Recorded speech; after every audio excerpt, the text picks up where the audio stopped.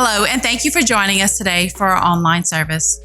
I am Tiffany Lejeune, and I'm excited that you've decided to join us today. Grab your Bible and a notepad as we prepare to hear a challenging and inspiring Word of God from one of our leaders here at Home Church. We encourage you to find a time of worship at some point today by putting on some of your favorite worship music and having time set aside where it's simply about Him. If this is your first time visiting one of our online services, we encourage you to stay tuned after the sermon today to learn more about our in-home worship gatherings and other ways to share your story and become connected with our story. Thank you again for joining us today. We invite you to prepare your heart for the Word of God. Well, welcome everyone. Sorry for the weird camera angle here. I'm trying to squeeze my wife in and get us all ready for our Zoom. I'm so excited that you've tuned in to watch this. You can join us every Monday at 7 p.m. on Zoom. All you have to do is register and come and join us. You might see a puppy jump up here. It looks like our puppy wants to come and join us for this Bible study. But this is going to be an amazing 4-week Bible study with Pastor Clark Wiedner. And we're just going to jump right into it and to kind of open us up into some prayer. And we invite you to stay tuned after if you're watching this, if you're not here live, and we'll tell you a little bit more about how you can connect with our in-home worship gatherings. Tonight, Monday night, is the night that we do our in-home worship gathering here in Destrehan. Some great food and some awesome worship. And then on Wednesdays, we have one in Metairie. So let's open up in prayer now that Miss Aubrey has joined us, and we'll get started. Father, we just take a second to invite you into this meeting tonight. I invite you into every home, every person who watches this after the live session here with Pastor Clark. I'm just excited about what you have shared with him and what he's going to share with us. I pray that you would open up our minds and our hearts to hear your word, that you would implant a rhema, a fresh word, as you draw us deeper into a knowledge of knowing who you are. And I pray that through these sessions, you would expose different aspects of who you are, that you would show your true identity. Our prayer scripture this week comes from Jeremiah, Father, where you said, if we seek you, we will find you. You will show yourself. You will make yourself plain and make yourself known. I pray that that would happen tonight. Anoint my friend to preach your word and to draw us into this Bible study, Father, in Jesus' name. Everybody said amen. Clark, I am so excited to be with you. Again, we're doing this live, but we're also recording it. So tell people just briefly about who you are, where you're from, and where they can pick this Bible study up if they come join us for the next 3 weeks worth of live sessions. And then we'll hand it off to you and let you do your thing with us. All right, yeah, I'm Clark Wiedner, and I've known Nate for a while now. I live in Ball, Louisiana, central Louisiana area. My dad's a pastor of a church here in Ball, and I serve alongside of him. And I started studying apologetics. We'll talk a little bit about that later on a while back, and I just got my master's degree from Houston Baptist University in apologetics. And throughout that process, early on in my time at Houston Baptist, I wrote a Bible study, and I put it out there, self-published it, and it's sort of an introductory to the study of apologetics or defending the faith. And so that's what we're going to talk about today. So I'm happy to be here, and I'm looking forward to jumping in. I'm trying to make sure I was unmuted. This new mic is got me all jacked up. Well, I'm excited that you're here. I'm excited that my buddy Biff is here. I know other people are trying to get in, and so we'll make sure that we help anyone. And we're just going to hand it off to you and let you bring us through it. I know I've got my Bible study ready. Before you get started, tell people where they can find this if they want to grab it. I know it's like on Amazon, and there's an electric version. And so where can people go grab this if they want to follow along? Yeah, so there's an Amazon version. It's just my name, which is on the Bible study, Clark Wiedner, and you can just type my name into Amazon. Usually Amazon Books, it'll come up along with a few other things that I published. And this Bible study has been up there for a while. There's a Kindle version, so that's probably the best way to get a hold of it. I think it's relatively inexpensive, maybe $6 or $7. It's on Kindle, and then if you want a hard copy. I have a few of those left, actually, maybe like 5 or 6 of those. So just get a hold of Nate, and I'll send one your way. And so if you got Nate's contact info, or you can reach out to Home Church. If you want a hard copy, I'll be sure to send it your way, and just let us know, and we'll get that over to you.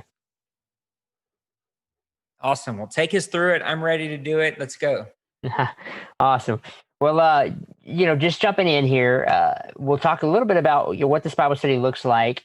This is a great tool for pulling 4 or 5 people together. There's some worksheets in this Bible study. You can print those out ahead of time and pass those around to people who join you. But I just want to give a brief background as to what we're accomplishing here, what the goal is. So on the very first introductory page, which is actually page 5 of the Bible study, is an introduction, and there's a big question in bold that says, "Why do you believe?" And it's a good question for us to ask. Why do you believe what you believe about Christianity? Did you come to ever investigate or to question your faith? And where would those questions lead you to? So the study of apologetics, it comes from a big fancy Greek word called apologia, the Greek word apologia, which means to defend. Means to defend. So what we're trying to do is to provide a defense for our faith from the questions or even accusations, if need be, of Christianity as being false. And so we're trying to respond to those and respond to those logically and with reason and with sound, good reason to believe what we believe. So I think what a lot of people do is in churches, we train people to, starting out in Sunday school, we know all the stories. We know about Jonah and the well. We know about the garden. We know all these stories that are biblical stories we learn in church and in Sunday school. And then we get out into the real world and someone says, yeah, but all that is fake. And all of that is man-made, and all of that is flawed, and all of that has logical flaws. Now, for 2,000 years, the majority of humanity did not believe that. It's only in the past 200 years or so. So for about 1,800 years, this wasn't a big problem. But in the past 200 years or so, especially since the Enlightenment, people have begun to question the Christian faith and question it, whether it's valid or not. So what we're doing is we're responding to that with some of the same responses that even the apostles gave 2,000 years ago. So this is nothing new. It's been a part of the church for a long time. There's an interesting statistic that over 70% of students walk away from the faith when they go to college, and only about a third of those return. And the reason is, in my opinion, because they haven't been trained to defend their faith. So when you sit in a classroom with a professor that's an atheist or agnostic and challenges your faith, and you've never had those challenges before or never been taught to respond to them, it's much easier to say, I trust this man with a doctorate degree, and I'm going to, trust that what he has to say is valid because he's given me reason to doubt my faith. And so a lot of college students lose their faith, and some of them rarely come back. But this isn't just something that's a good idea. This is a commandment. 1 Corinthians 10, verse 3 through 5 says, "For though we walk in the flesh, we're not waging war according to the flesh. For the weapons of our warfare are not of the flesh, but have divine power to destroy strongholds. We destroy arguments and every lofty opinion raised against the knowledge of God, and take every thought captive to obey Christ." So it's a commandment for us to wage war with arguments, with defense for the faith. So we're not just exercising this because it makes us sound like smart people or any of that. We are actually defending the faith. We are defending what's true. So whenever you go through these lessons, there's a few key components that I listed here. We always get started with a little introduction to the lesson. There's usually some icebreaker questions. There's a central focus that we're really trying to focus in on. And then we look at some of the claims put forward by either atheists or Christians who are responding to those claims. And I usually open up for some questions for group discussion. And I have a bonus lesson attached to the back of each lesson that goes really in depth if you really want to go down the rabbit hole with some of these things. And that can get pretty complicated, but the bonus lessons are fun. And then some personal reflections for people who are taking these worksheets home and want to kind of journal and dialogue with these ideas themselves. So let's get started with lesson 1. And lesson 1 is just called The Real Free Thinkers. The Real Free Thinkers. And I was inspired to title lesson 1 The Real Free Thinkers because I sat in a classroom on a college campus with a professor that I really enjoyed his class. And we were reading a novel by James Joyce, who has some critical things to say about religion, but is sort of friendly to religion. And the professor went around the room and he says, "Anybody in here an atheist?" And one student out of all the students raised his hand, and the professor said, "Oh, so you're the only free thinker in the room." And it hit me because as a person who grew up doing things outside the box, I grew up riding a skateboard when that wasn't cool and wearing skinny jeans long before that was cool. And, pushing the boundaries as a pastor's kid, I guess, of what music I was supposed to listen to. And always just kind of pushing the envelope. I felt like, well, how am I not a free thinker? I mean, I felt like I had thought about, my purpose in life, but it really stuck with me and it resonated with me that atheists kind of coined themselves as free thinkers. And so I really want to kind of investigate that. What's it mean to think about truth, and what's it mean to be a free thinker? And I really believe that as Christians, you can be free to question your faith, to ask the tough questions, to wrestle with difficult questions without giving up your faith or walking away from your faith. Because I trust God enough that if you will follow these questions, it will lead you to the truth, and the truth will always lead you back to God. And so it's okay to ask these difficult questions because I think the answer is going to satisfy you intellectually and spiritually. And so I think there are really good answers out there. There has, since the beginning of the church, there has been great Christian philosophers who have responded to the tough questions. I guess just kind of kicking things off. There's some discussion questions I had for icebreaker questions, but I think I'll just take one of those and just ask you guys, and we're here together and can work through this as a group. What are some of the most difficult questions you've been asked, or maybe even have grappled with yourself as a Christian? What is something that's difficult that stuck with you about the validity of the Christian faith, and maybe has given you some pause for concern?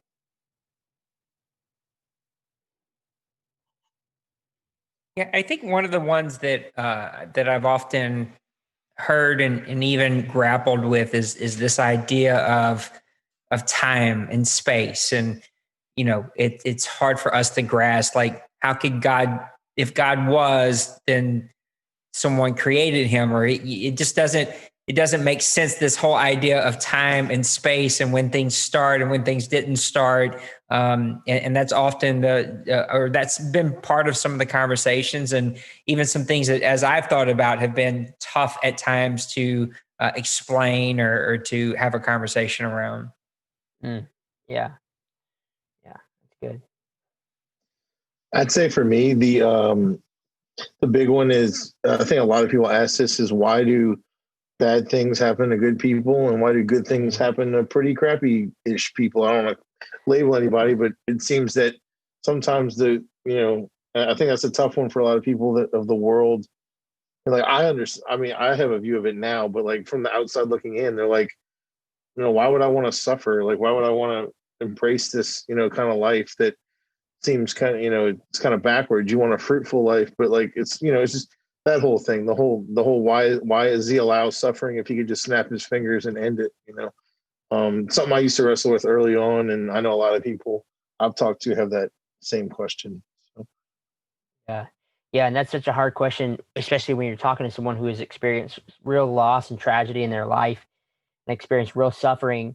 Why would a loving God, who has all the knowledge and all power, did he know that this is going to happen to someone? And did he allow that to happen when he could have intervened and stopped, that from happening? So it is a important question. It's one of the questions that we'll spend a whole lesson on in this Bible study in the coming weeks. But that is a very important question. And Nate, you brought out an interesting one as well that we'll spend some time on. Um, just this universe and how things come into being, and the idea of an eternal being and God. It's a lot to wrestle with. So these are the questions I feel like most Christians are wrestling with. Is what does this mean for my faith to ask these questions? And if I look at the kind of the monster under the bed, is it going to be there? If I peer behind this question, am I going to find out that God doesn't exist and that my faith was in vain? And so I think a lot of people, I get some pushback every now and then from people who are a little hesitant to study this because I feel like they're afraid or maybe even insecure about what would happen if they ask these questions. But I'm here to tell you, I rode the ride and I made it. I'm fine. I've read a lot of atheistic books and literature, and engaged with these ideas for a long time. And I really try to be as open-minded as I can. We all bring some bias to the table, but I feel like it's only strengthened my faith so much more to ask these questions. So I think that's one of the things I wanted to point out at the beginning is just that it's okay. It's okay to ask questions. It's okay to grapple these things. They're not easy things. So it's important to ask questions.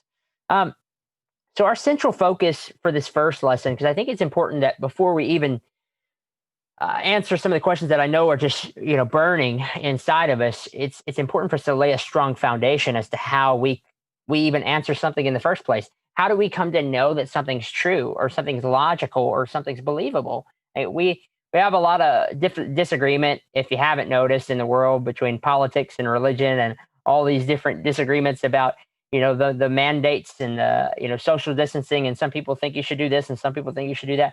We seem to have a hard time agreeing on a lot of things. And so it makes you wonder, is it possible for us to agree on something? And so I kind of want to go to the very question of what is truth? Can we even come to some common understanding of what's true and what's false, how we know something's true in the world? So there's three options, in my opinion, and they would be more than welcome to entertain a fourth one, but there's three that I know of when it comes to this that are kind of prevalent. One is to say that either there is no truth, this is number one on the central focus, either there is no truth, meaning truth does not exist or it's unknowable, or truth is subjective. Truth changes depending on your perspective, or truth is objective. Truth exists and it is unchanging and exists outside of preference or opinion. So I just want to investigate those three claims today and just see which one holds up, because I think that would be a great place to start. It's just truth. So the first one is, there's no truth, or truth is even unknowable. To say, well, we can't possibly, we have some notion of the truth, but we can't possibly know the truth because we're limited by, our own reason and our own perspective, and so we can't know the truth. Or to say there is no truth, that's a pretty strong claim. The famous atheist Richard Dawkins has been quipped for saying, there is at bottom no design, no purpose, no evil, and no good, nothing but blind, pitiless indifference in our universe. That's our life. Nothing, nothingness, right? We're here, we die. Eventually the universe ends in a cosmic heat death, and it's like we never existed in the first place. It's a pretty bleak worldview. It's pretty tough to live. So if there's no such thing as truth, then he's absolutely right. And then there's no purpose to our life. There is no purpose. There is no value here. But just the saying there is no truth is very problematic. It's a self-defeating statement if you haven't figured that out already, right? To say that there is no truth is also to say that it's true that there is no truth. All right. There's no truth out there. It's true that there is no truth out there. It's a very self-defeating statement. There's a problem with that. It violates Logic 101, what's called the law of non-contradiction, which states that contradictory statements cannot be true at the same time. Okay, two statements that contradict each other can't be true at the same time. I can't say that, I am short and I am tall at the same time. One of the other's got to be true, and I know which one it is. But that's an objective truth. There's no such thing as a married bachelor, right? That's absurd, right? So that can't work. Those are contradictory, right? So the next claim is that all truth is subjective, and this is really where I think is the most popular, prominent claim in our culture, in our world today. That truth is what works for you, and what works for me is my truth, and you live your truth, and we'll all be happy and we'll all get along. And that sounds good to some degree in a libertarian sense, but it doesn't work out as far as an actual investigation into truth itself. When we're trying to figure out whether things can be true or whether there's a truth out there that exists. So there's a big phrase that, and it's kind of popular to say, my truth. I hear that a lot in pop culture today, my truth. And that phrase is not meant to be an endorsement of subjective truth per se. It's more just saying that these are my experiences in life. But the problem is my truth isn't a thing that can happen, right? My experiences are real and they're valid, But truth is truth and exists outside of me. I don't get to dictate what's true. It exists outside of my preference or my opinion. And so truth exists whether I like it or not. And I believe there are universal, unchanging truths, and I believe there's truth that's objective. So the idea that it's subjective would mean what's true for you is not true for me. So if I were to get pulled over today, if I were to pull out of this parking lot of the building I'm in, and I were to get pulled over for speeding, let's say I was doing 65 in a 55, and the police officer pulled me over, and he comes to the window and he says, "Well, I clocked you at 65." And I respond by saying, "Well, that's true for you, but for me, I was doing 55." I'm probably still going to get a speeding ticket, right? I'm not going to get out of that. I could go to my bank teller today and I could say, I have to pull out $50,000 out of my checking account. Now, I know what's in my checking account, and I know what the bank teller would say. She wouldn't give me $50,000. Let's just put it that way. Because what's true for me, even if I wish it, want it to be true, it's unchanging no matter what. And so that's an important thing to point out, because truth really and truly is objective. It doesn't really care about our feelings or how we feel about it, or how we want things to be, or how we wish things to be. So we have to have a very direct and honest conversation about, well, what is true out there? And can we come to know the truth? And I believe we can through a thorough investigation. So truth is objective truth. To say truth is objective, it must be founded on something. You can't just say truth is objective and then go on a search for objective truth, and it leads you nowhere, right? So if there's unchanging laws of logic and reason in the universe, then something had to set all of that in motion. And the universe is very ordered. So not to make your brain hurt, but 2 plus 2 equals 4. We know that. But did 2 plus 2 equal 4 before people were here? Did it always equal 4? Because it did, because this thing is grounded in God. Logic is grounded in God. Reason is grounded in God. These are laws that He set forth. He orchestrated and designed the universe. And so, therefore, all truth and all knowledge is grounded and founded upon God. And so He is the standard of truth by where we measure things. What I hear that is most prominent today is that most atheists that concede to objective truth ground it in naturalism. Okay. And naturalism is just saying that the natural or material world is all that exists. And it's this reason that most atheists are also called materialists. Okay. So both naturalism and materialism assert that nothing supernatural can exist. So this is a really just crazy thing that you'll hear a lot of. Well, science says that this is true, so it's true. Have you ever heard somebody say, well, the only thing that's true is something that can be proven by science, right?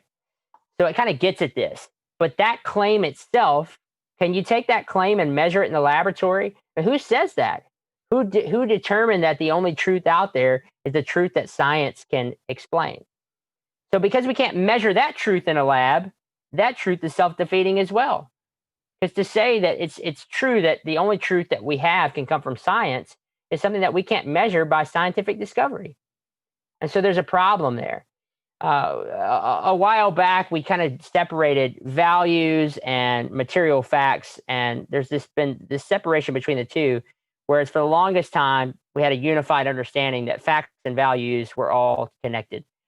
So our idea of beauty, goodness, truth, value was just as real as our idea of something that could be empirically studied in a laboratory. And those things are grounded in God. So these are objective truth. These are the laws of logic. And we have to avoid circular logic. We can't say that something's true because it's just true. That's just the way it is. We have to have a reason to believe something's true. You've probably heard your parents at some point say, or if you're a parent, you've probably said, do this because I said so, right? And that's not necessarily going to hold water, because the smart aleck kid is going to say, well, why did you say so? Why do I have to do that? And the same thing works with truth. Why should I believe what I believe? There has to be a reason for it. Why should I believe that scientific discovery is the only means of understanding truth? It's actually a philosophical statement to say that itself. So we should question those things when we hear those things. And the last thing, I'll close with this, and then we'll kind of open up for some more discussion. But the last attempt that most atheists will employ in destroying the argument from objective truth is a God of the gaps argument, which basically means that whenever you guys don't have an answer, you just plug God in there, right? If you don't understand how the universe came into being, well, God did it. If you don't understand where the laws of logic came from, well, God put them there. You don't understand why something happens, God did it. But I think it's important to point out, Dr. Frank Turek says this in one of his books, we are not arguing, or our belief in God is not based on what we don't know, but what we do know about him. We have positive evidence for our belief in God. It's much easier to ground objective truth in God because he's timeless, spaceless, immaterial, all-knowing, omnipresent, and omnipotent. And only a being of this magnitude could possibly set the unchanging laws of truth in motion. We're going to talk later on in one of these lessons about the creation of the universe and how everything has a beginning except for God, and how that's possible. So we'll get to that. But this is what Aristotle would refer to as the unmoved mover. It's this thing that kicks off all life. And Paul also quoted the ancient poets, and he was describing God to the Greco-Roman philosophers. He said, "In him we live and move and have our being, as certain also as your own poets have said, for we are also his offspring." When he's preaching on Mars Hill, he is actually engaging with the philosophers and was familiar with their philosophies. And he's saying that in him we move and we have our being. And so truth, the laws of logic, our understanding of morality, even our scientific and empirical discovery is only made possible because of him. It's all because of him. And so, I think it's very, very important that we point those things out, as we move forward. So just given this, just first thoughts, first impressions about the concept of objective truth, and how is it important to you guys? After hearing this lesson, anything particular stand out to you in regards to the culture today and responding to some of these claims? No, I think you hit the nail on the head in a lot of ways. I know a few conversations with some of my atheist friends or agnostic friends is that science disproves, right? And this whole idea about science and I think you put it so perfectly. Of often, the scriptures say, study to show yourself approved. Often we're not studied. We're not able to give a defense, right? And so we do plug God in as this like cover all. If I don't have the answer, I don't know the answer, so I'm just going to say it's God. And there is a generation who wants to know the why, right? Like the smart aleck kid I got one sitting right behind me listening, right? Like there's always a why. There's always a why plugged in with everything. And we have to be able to defend the why, or at least give an understanding of why we believe what we believe. And yeah, I just think that these are, there's some questions here, right, that can really spin your mind and get your head going. Of the 2 + 2, did it equal 4 before they were humans? Okay, that'll make your head melt, right? And one of the ideas I had as you were going through this of science, these beliefs in science that there is an end point. If there is an end point, then there has to be a beginning point. And who created that beginning point, right? Like, where did that starting point come from? And so, I've loved this so far. Well, and I think generations coming up are having harder questions. They want to know, and we have to be vulnerable enough to find the answers, look for the answers, and not just like, oh no, what I have always thought is correct. Be open to seeing it, to seeing more. Yeah. And having those hard conversations. Yeah. It's funny. I listened to, or I've watched hours of Frank Turek, Ravi Zacharias, all the great apologetics. This is stuff that I love talking about this. And I've actually been able to, using some of the different viewpoints that they have said and just that I can ponder, especially in what you're talking about, the subjective if there's no like Robbie would say that if there's no absolutes, like he has that thing where he said if there's no absolutes, it's like then everything's subjective. Like there's no like my truth is different from your truth, and so like there's a friend of mine I've been having these discussions with about. She's just kind of trying to come to her faith. She was like, she was raised Christian and this, that, but she's done like some new age. She's just searching this, that, and the other. And so she was talking about like, yeah, everybody can just like do their own thing, this, that, and the other. I said, well, I was like, can we all, I guess it only doesn't work when like, someone's like, well, I think rape's okay. It's like, really? Well, it's not, but for me, it is. That's my truth. Right. Like, I know it's an extreme example. Well, you'd think we'd all be able to do that. But when everyone's making up their own moral code, there's got to be some absolute truth to it, or there is no code. Everyone just kind of is, it's just pure, it's chaotic to me. So like, I've been able to speak eloquent, not have those conversations with her and other people based on, it's just like you have to kind of pick these things apart, and just got to realize that like their arguments don't always hold weight, but do it in a loving way, but just kind of say like, let's just figure this out, So I just, yeah. And so I definitely like the subject matter where, what you were talking about. I think it's the God of the gaps argument is the big thing. Just like, oh yeah, well, just plug God in, and it's true. Right. We all do that, but like, I've been really trying to make, and I find in these discussions with non-believers and things, I admit the things that I wrestle with too. Like, I don't want to act like I'm just 100% like whatever the word says is good. Like, it's like I had to process this stuff too. And so I'm open and honest with them about the things that I struggled with accepting and learning and things like that. So, but yeah, definitely a good start, man.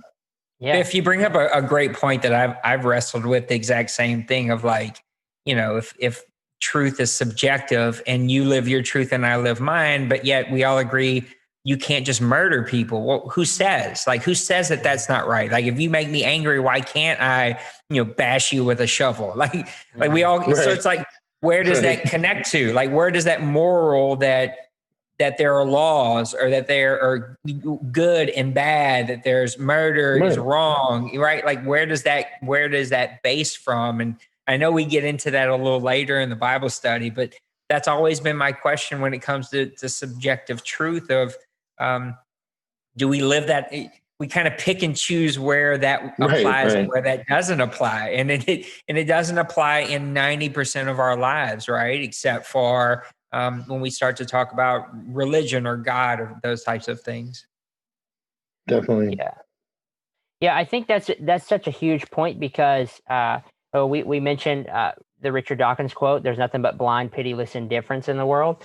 If God doesn't exist, then our ideas about values, morality, all that stuff, that's stuff that we've kind of made up to just kind of live with each other in the world and put up with each other, right? It's a matter of opinion. It's not a matter of objective fact. And there was this really powerful moment. You mentioned Frank Turek, where he debated David Silverman, who was the president of the American Atheist Association, something like that. And he asked David Silverman, was the Holocaust objectively evil? And it was sort of a bait and switch question, because if David says, yes, it was objectively evil, then who said so? Well, I did, but why is your opinion more important than mine? So we go back and forth. There has to be a perfect being that sets these laws of morality in place, or else what are we talking about? We're just talking about opinion. So once it's objective, there's a problem. So David Silverman, instead of saying it's objectively evil that the Holocaust occurred, he said, no, I cannot say that the Holocaust was evil.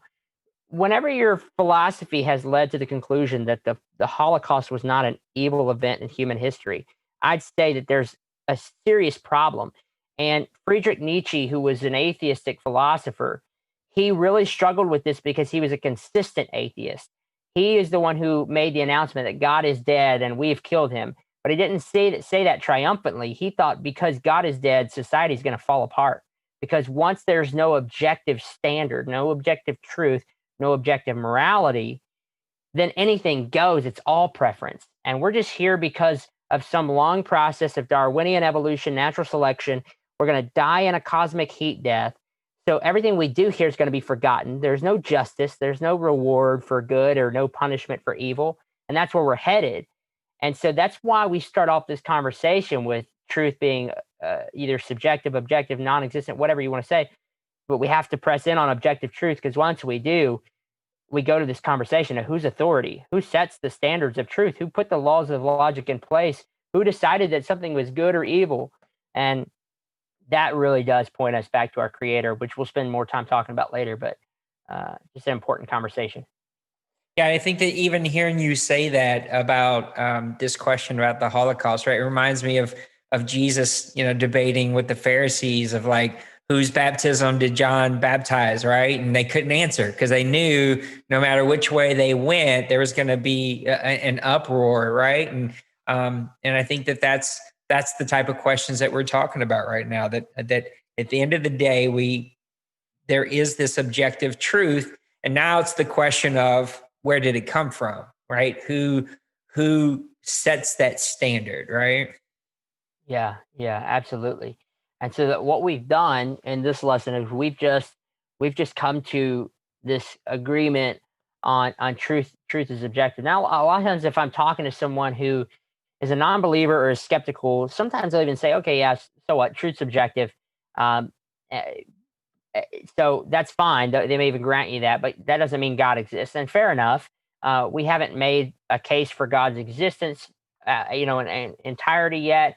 There's a lot of ways to do that. We haven't really touched on that. We haven't even made a case for Christianity yet. But if we can start with truth and whether facts are knowable or not, we're off to a good start. And again, to say that facts are not knowable is already self-defeating. You have to admit from the start that facts are knowable, that the truth is something we can come to, or else that statement itself, you're saying it's true that we can't ever come to some agreement on truth, that truth doesn't exist. So you see the problem there. It's a self-defeating statement, and it's circular logic, and it leads to some bad ideas. Now, there's a bonus lesson. It's a little deep, but there is a bonus lesson we could just kind of skim through. It's a shorter lesson. I'll finish up with this, and it'll really show you some of the stuff going on in Christian apologetics. I think this is maybe something that we don't have to just grapple with too heavy today. But this idea that you and I are conscious beings, but all of our thoughts, our emotions, our decisions, they're just a response to the neurons firing in our brain. Okay. We're just like meat machines that walk around and make decisions because of Darwinian evolution. We are here, and it's a big cosmic accident. And your belief in God is just because of where you were born and raised, and you don't have a soul. There's not a soul. There's not a disconnect between body and soul. You're just a bunch of molecules in motion.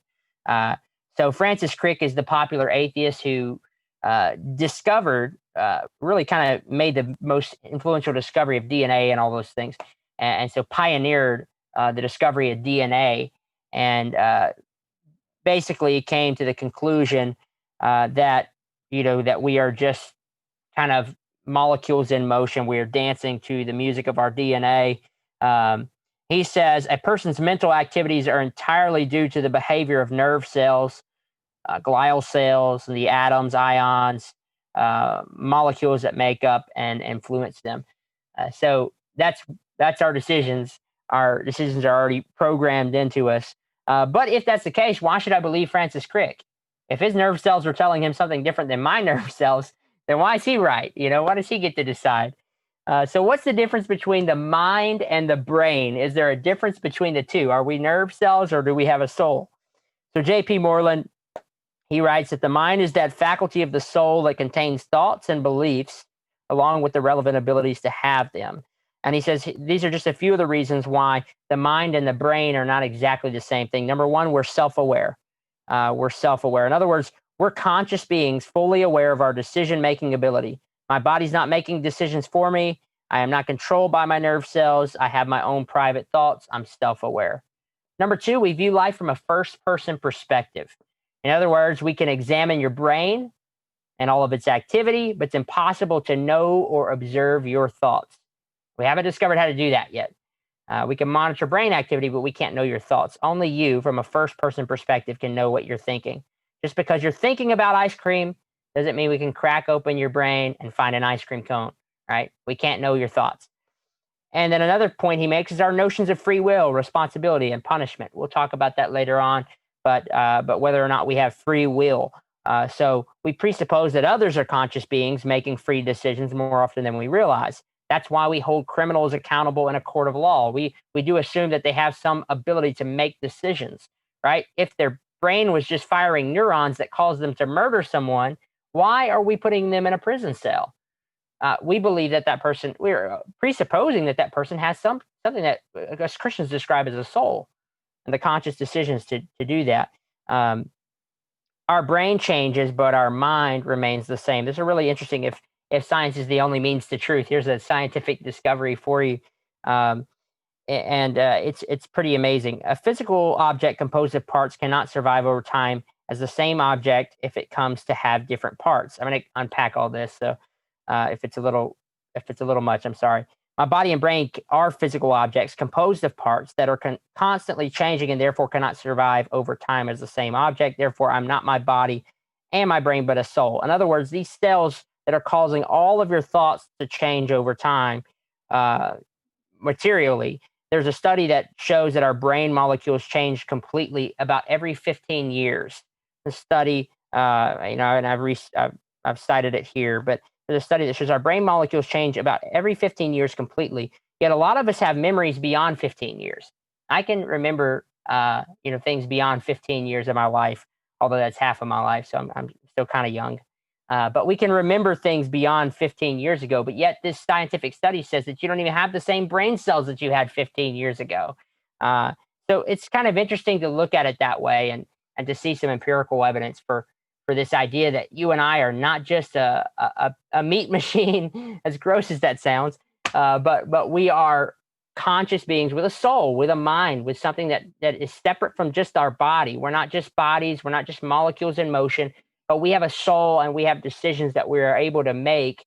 And so I just thought that was a cool bonus lesson to throw in.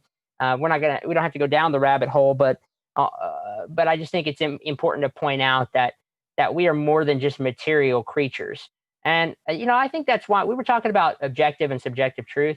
When I look at a beach side, or we've been snowboarding in the past, when you're standing on top of that mountain and you look out and you see all these other mountains in front of you, there's this beautiful scene that I feel like only a person who's severely mentally handicapped would look at that and say that it's not a beautiful scene. I tend to believe that objective beauty exists. I believe that you can see a mountainside, and we can agree that that's objectively beautiful. And I think the reason is because God designed this world, and there are certain features that are beautiful because they're organized a certain way and they resonate with us a certain way. And it's hard to describe the beauty of a classical piece of music or this beautiful scene or any of that if we're just byproducts of DNA. I don't know how we would come to feel the things we feel when we hear certain songs or when we see certain scenes. I don't know why we resonate to that or why we're such artistic creatures if we were just meat robots, as gross as that may sound. I don't know how those things would speak, but other than we are given a soul and we were given that by our creator, and so these beautiful things speak to us in the world when we see them. So that's my bonus lesson in this first part. I love it. That was awesome. Can I just ask a question about? I don't know if the online version is this way, but the like fill in the notes in the notes section. Can you just tell us a little bit if people pick up the online version of this, how they should use this section? Yeah, absolutely. I should have prefaced the whole Bible study with that, but there's these key points here. There's a little worksheet, and it's got key points in it. And as we're going through the Bible study, you would notice that some things are bolded, and those are the key points. So if I were to print this out or take a picture of this and to take some notes as we're going through the Bible study, those bolded things would be my key points. So my idea with that was that, more than likely, not everybody would have to buy the Bible study. The teacher could buy this, print out some copies of those worksheets and say, hey, here's you something to take home. And as I'm reading, write these notes down. And so that give them some blanks to do that. And then the personal reflections are there too for those who want to just kind of write down some of their own thoughts and feelings about the lesson, in their own private time after the lesson's over with. That's awesome. Thank you. Are there any questions before we go ahead and put a bow on this for tonight?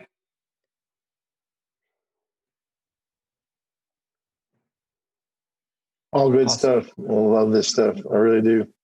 I just love being able to just articulate why we believe what we believe, you know? Mm. And when you really break things down, it makes the argument against a creator look a little more silly than the argument. You know what I'm saying? Like those that say there's no evidence that God exists. I mean, it's like almost like, how can you say that? Like that seems like the more insane statement. So I just love being able to have these deep conversations with people. And so any other good perspectives and things that you can discuss with people, I'm always, always wanting to learn more. So I just thank you for pursuing this, and also creating a model for everyone just to get stronger in their ability to articulate what they believe and why they believe it. Awesome. I appreciate that, man. Yeah, I think it's.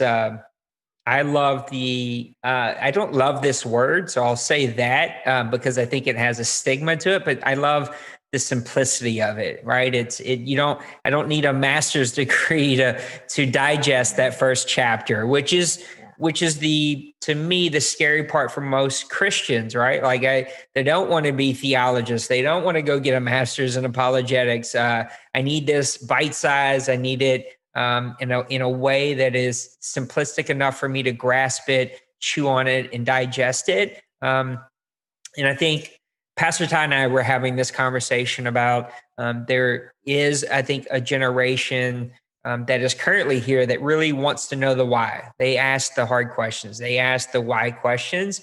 But I think there's also a generation that's coming that wants to experience things, right? We have went through this generations for the last whatever years where due to the internet you can experience so many things that you don't want to physically go experience them, and now we see that turning where people are putting their money into experiences. And so Pastor Todd and I had this great conversation about, I think this type of conversation though can lead you to experiencing him. It can lead you from like a theological or like I'm really analytic about who God is or if he even exists to, well, now that I know that he may exist, like I want to experience him, right? And this could be a great pathway as people take that journey, whether they're Christians who are just now, able to dig it at this. And I love that Biff is here. And I hope, Biff, that you can keep coming back because I know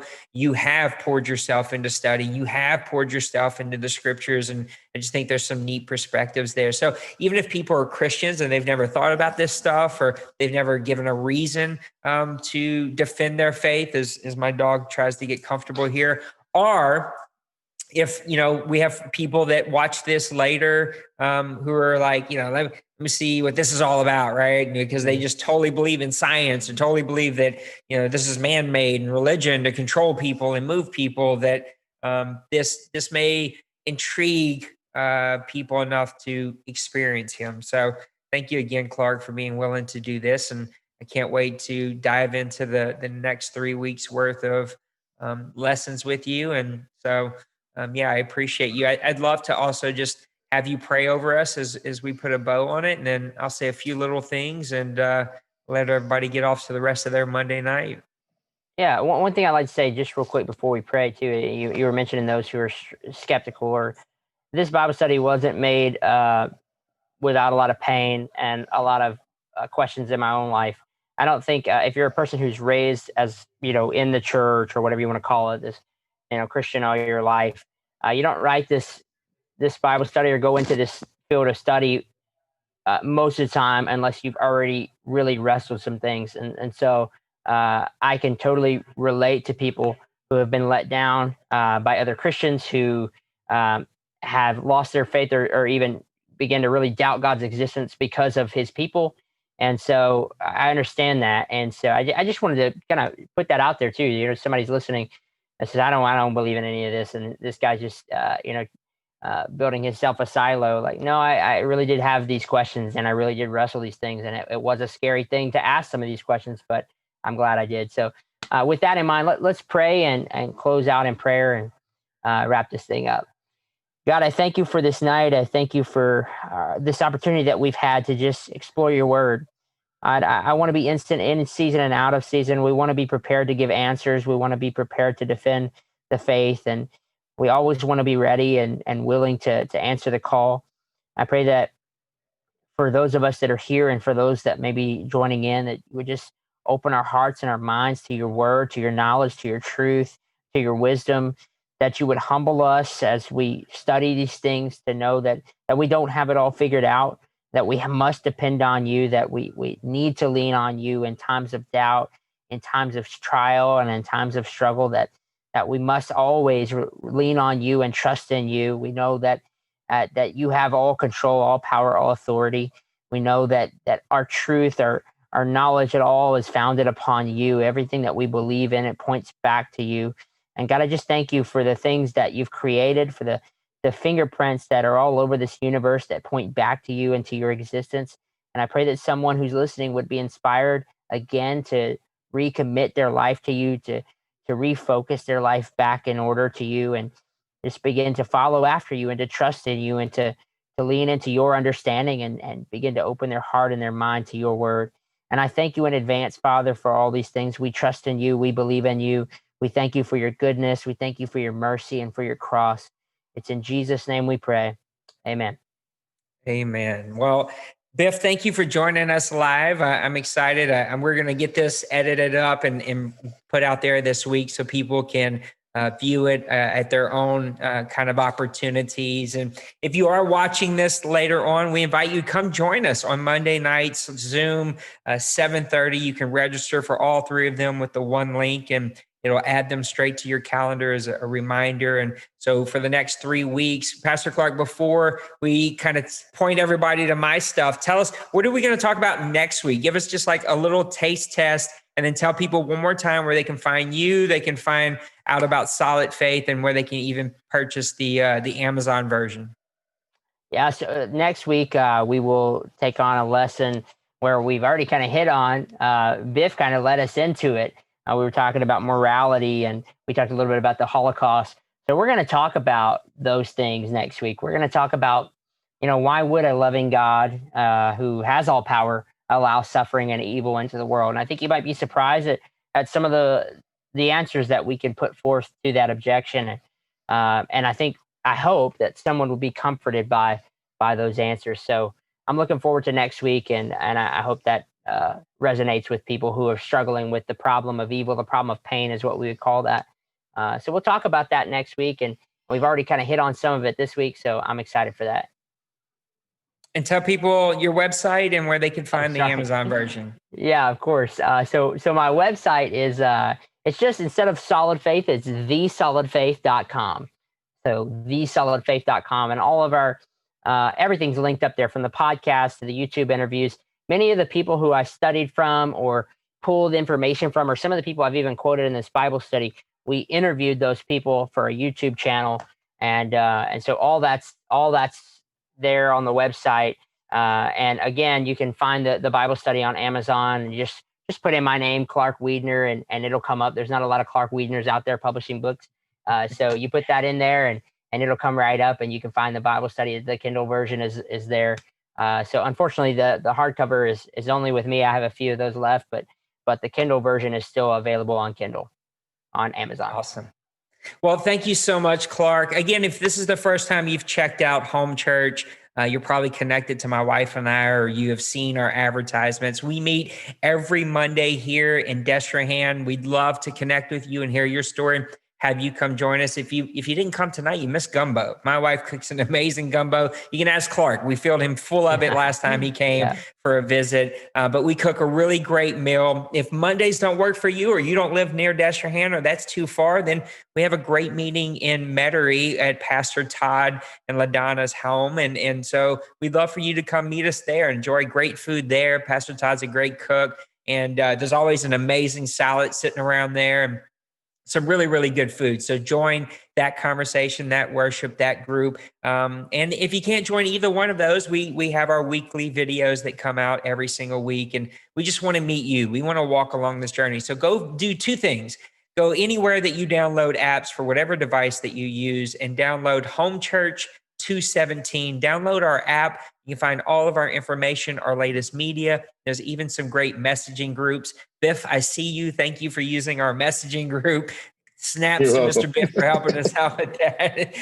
But we have messaging groups. So no one's even going to bother you, texting you, all kinds of things. Like, you can find everything that you need right there with our messaging groups. And if you need prayer, if you need someone to reach out, there's always someone available through our messaging groups. There's also a place for prayer requests, a place for baptism requests, or just a connect card, just to let us know what your story is and how can we best support you.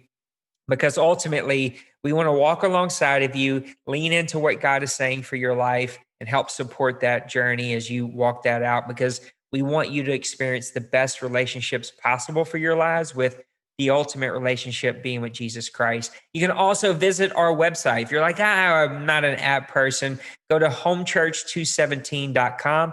Every single thing that's accessible to our app is right there on our website. You can find out who we are. What do we believe? What is our story? How did we get here? And what are we building here in New Orleans? And we'd love for you to be a part of that. So Clark, Biff, thank you guys for hanging out with us. And hopefully you'll come hang out with us next Monday. And until then, we'll see you. God bless. We hope that word inspired and challenged you today to grow in your walk with our Father. If you decided to give your life to Jesus today, we want to know your story, and you can share your story by visiting our website, homechurch217.com, and filling out a connect card. There you can also find a place to fill out prayer requests, baptism requests, and even the latest media that is released multiple times a week.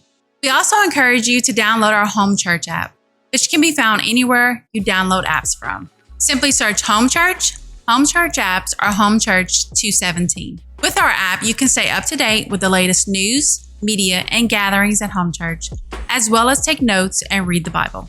By downloading our app, you can also join messaging groups and connect with our leaders and family here at Home Church through in-app messaging. We once again thank you for joining us today for our online gathering. We hope you allow us to walk alongside of you while on your journey with Jesus. And we look forward to connecting with you soon at one of our in-home worship gatherings. Until next time, God bless.